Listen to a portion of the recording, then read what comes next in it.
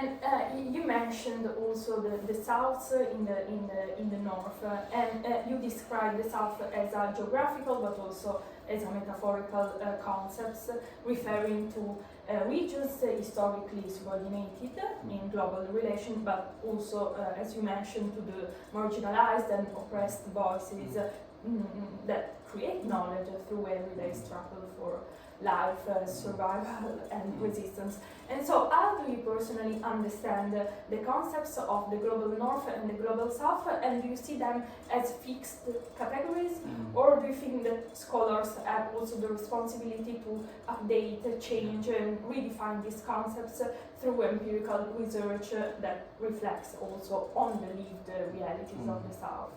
Yeah, so to start with, the concepts of global North and global South, what they try to do is to link colonial dynamics with current events. And it is somehow an heuristic to understand power relations. And the heuristic comes from the fact that most colonizing countries were in the global North and most colonized countries were in the global South. That's why we think it that way. And then if we think about the US and Canada as colonizers, part of the global North, that is because the colonialism that happened in those countries was settler colonialism and not plantation colonialism as happened in Latin America, in Africa, and in parts of Asia, and in many parts of Oceania. So settler colonialism means that the colonizers moved there. They took the colonized places as their new home, whilst plantation colonialism meant that the colonizers used the colonized places as adjunct gardens. These were places to extract and to plunder and to profit from. It was not a place for them to live. So basically what happened was, say, people from England and the UK, they moved to the US and they took with them all the culture, murdered the indigenous peoples living there, and they continued their colonialistic plans from there toward other places. So that's roughly why we talk about global North and global South, and that is to understand how those colonial dynamics keep influencing current dynamics. But of course that doesn't work 100% because we have the case of Australia and New Zealand, which even though they are located in the global South geographically, they have the characteristics of the global North. So they are among the major contributors to carbon dioxide emissions, and that's very telling. So it works to a certain degree, but it helps us understand global dynamics. And then we have the concepts of North and South without the global, which is the metaphorical part. And that is not something I proposed, that is Boaventura de Sousa Santos who proposed that. The metaphorical North and the metaphorical South, which are the people marginalized, oppressed, impoverished in the world, no matter where they live. It doesn't matter if they live in Europe or the US, they are part of the South because they produce knowledge in their struggle to survive. And they produce knowledge useful for fulfilling fundamental needs and for reducing suffering. So that's why we call them the South, the metaphorical South. And then the same, we can do the same exercise with the metaphorical North, which are those oppressing people, even if they live in the South. So you mentioned the notion of internal colonialism. So those perpetuating internal colonialism could be called the metaphorical North. So in Latin America, those who traditionally have ruled our countries, the presidents, senators, and so on, they are the descendants of the colonizers. So they are somehow the metaphorical north.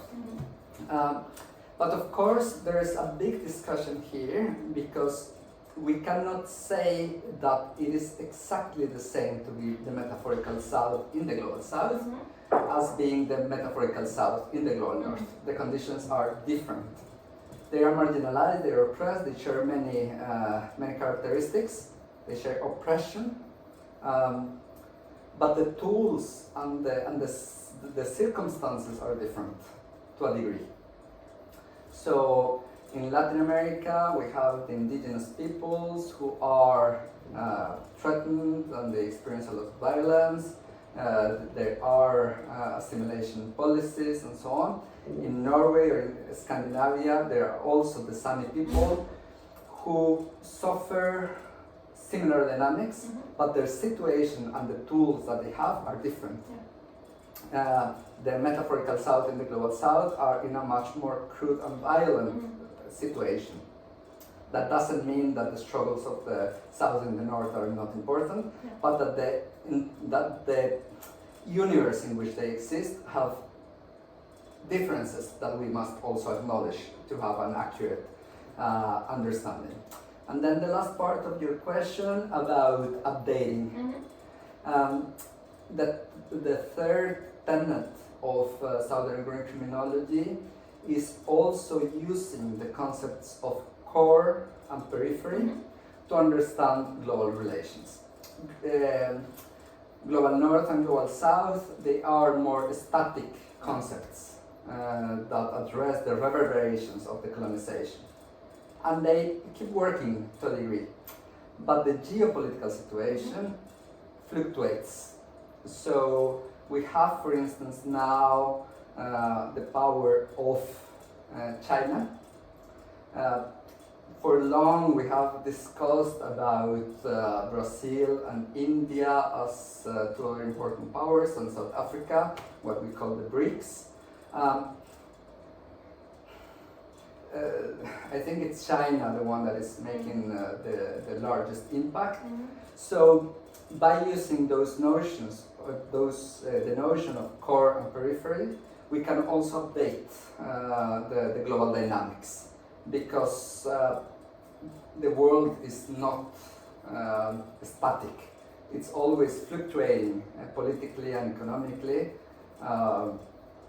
So by using those, we can revise and update the dynamics. I still think there's a long way to go before we update.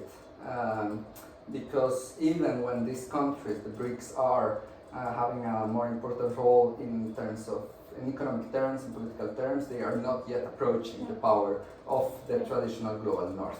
But we do need to address that and see how these power exchanges fluctuate.